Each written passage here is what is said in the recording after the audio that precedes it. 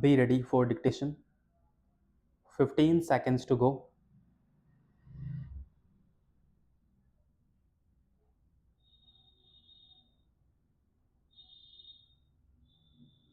5 seconds to go.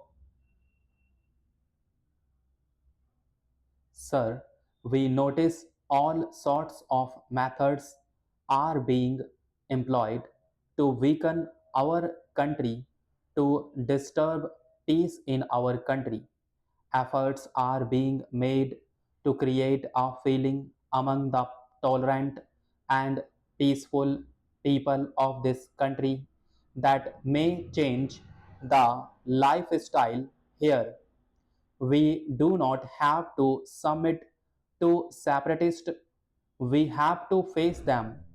We will face all of them with all our might who try to weaken our freedom, our security, and our future through threats, pressurization, and causing infights. We will not allow them to rise.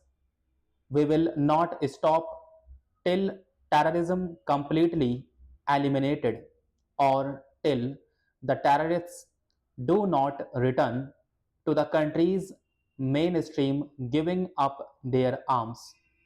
We do not have to give up our courage. We do not have to be fearful. Gandhiji had said, independence means fearlessness against death. A nation afraid of death cannot become free, and if it attains freedom, it cannot protect it. The words of Gandhiji should resound in our ears today, and we must face this challenge boldly. We must remember that we will not counter them for taking revenge. If we try to take revenge, then it will only serve the designs of the terrorists.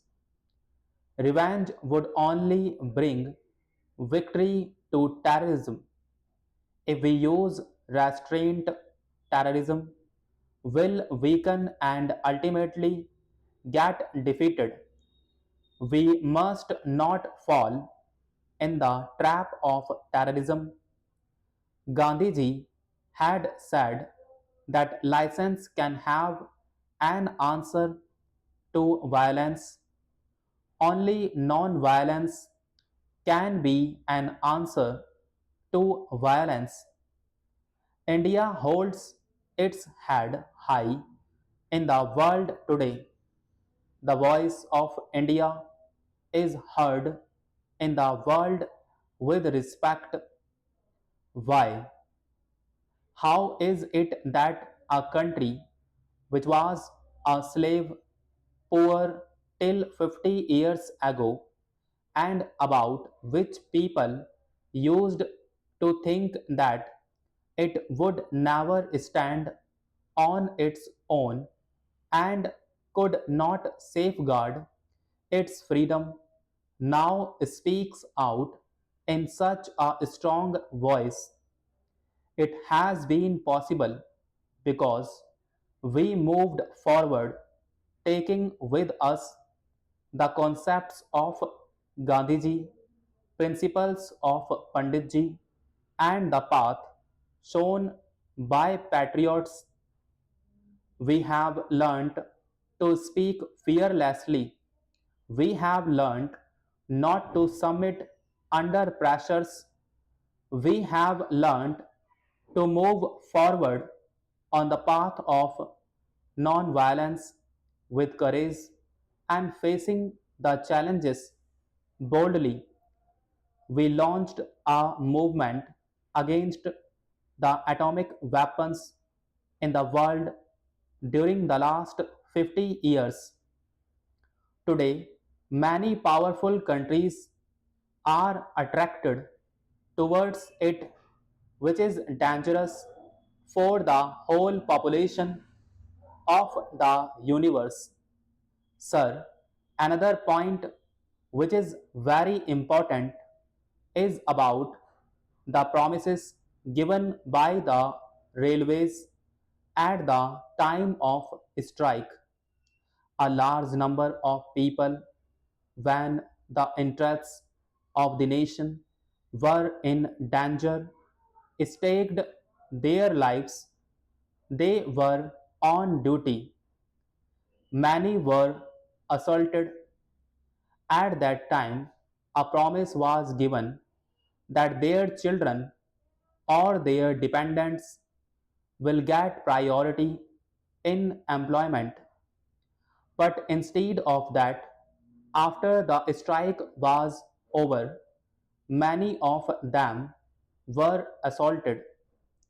I would like to know from the Honorable Minister what happened to the promises given by him to the employees who were on duty, who staked their lives.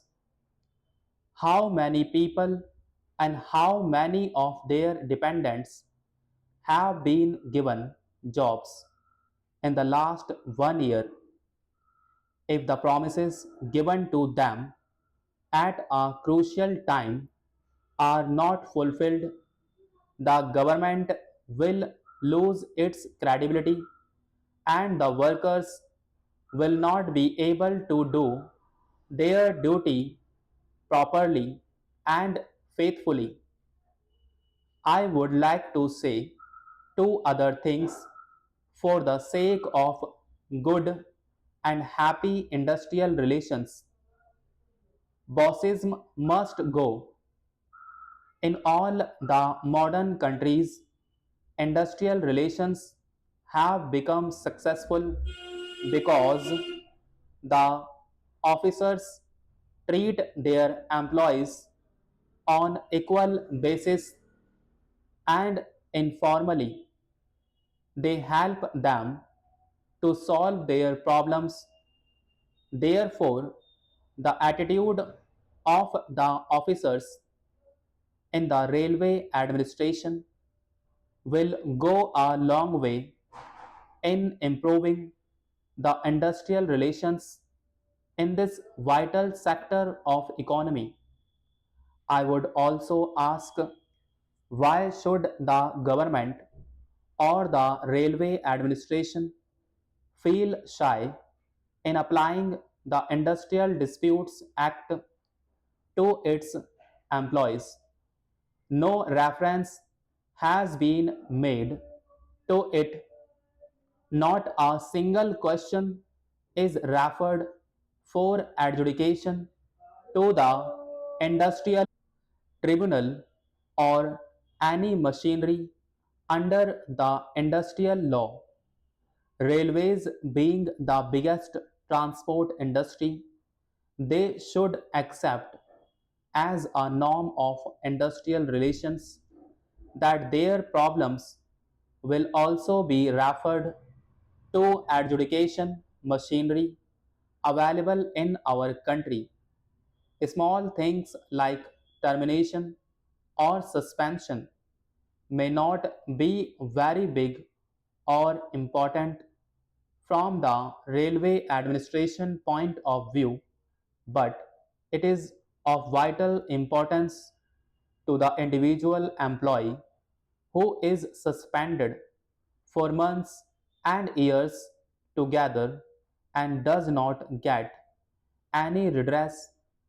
He has to rely upon the mercy of the deciding authorities. It may take 1 or 2 years.